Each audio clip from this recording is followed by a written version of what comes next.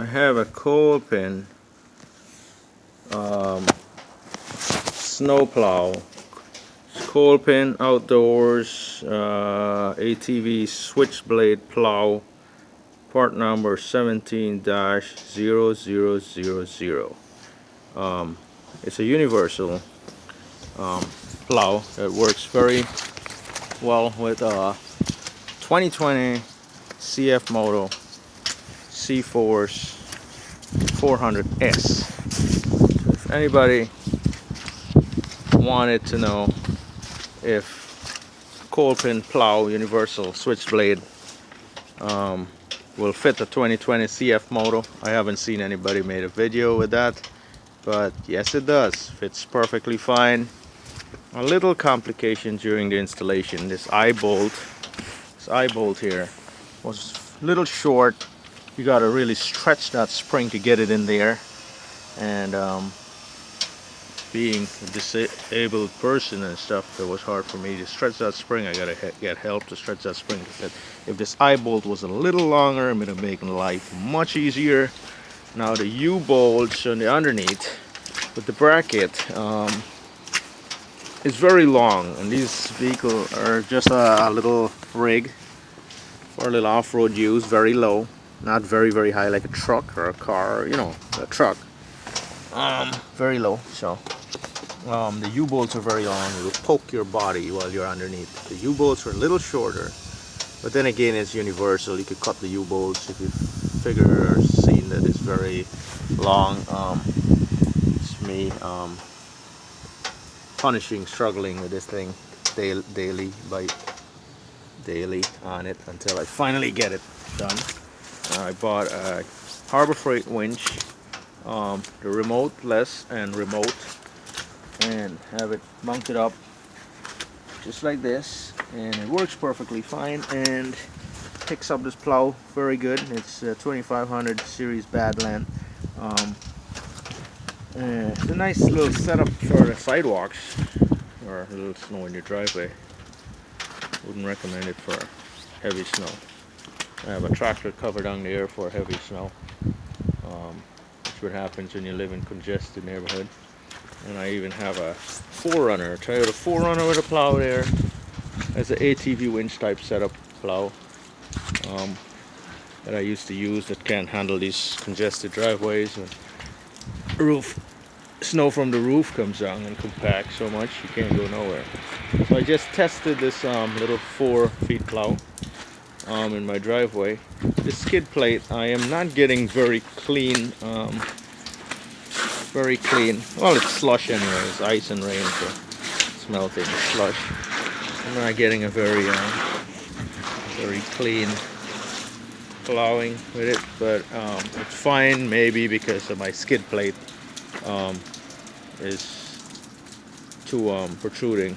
I need to adjust them back a little, but so yeah, anyways, I'm gonna show how the mount is being mounted one day on underneath, and I seen a guy mounted his mount, and he had it on his lower control arm, which someone asked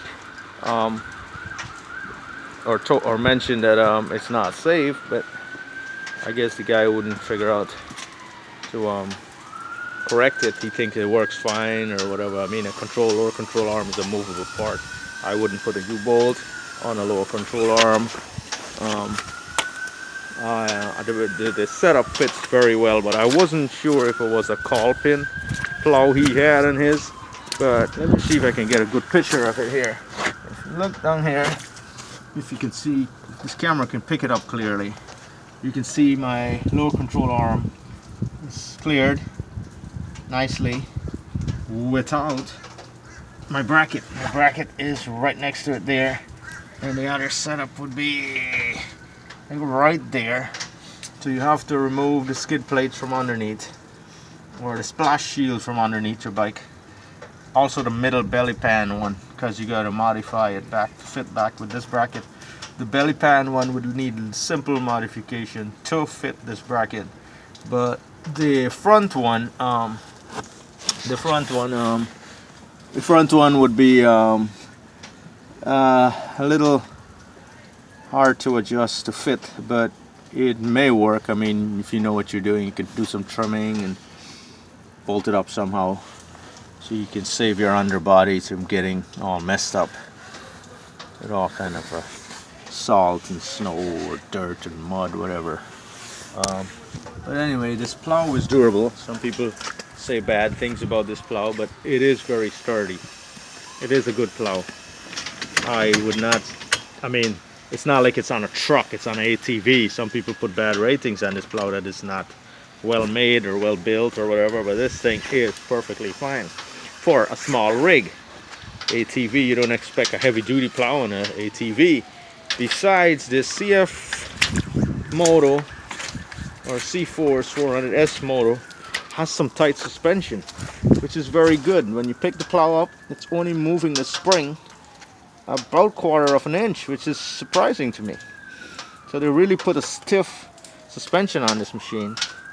I could handle this plow like a piece of cake. Anyway, that's it for that. So again, it's not even, setup is probably a little over 500 bucks with the winch, but I had to go to Ronnie's Motorsports in Guilderland, New York for the winch bracket directly for this bike or four-wheeler, which costs 50 bucks or 53 bucks include taxes. That was a little high price because I bought a bracket from Harbor Freight. It was $5, but it wouldn't work, so that bracket couldn't have worked on it. And anyways, they were good enough, reasonable guy enough to give me this roller piece in front for free, because the one that came with the Harbor Freight winch would not line up with this wider bracket bolt holes, and so can't go wrong. Something for free at least. That's all for this little review on this. Oh god, my paperwork is falling in the wet snow. It's all soaked. Shit. Oh man, the wind. Mother Nature doesn't like me when I'm doing anything in this life. Mother Nature thinks I should lay in a deathbed or in a coffin or a tomb. Bullshit to that. Alright. Peace up, guys. So don't be afraid of a cfmoto 400 by adding a plow to it. That's all.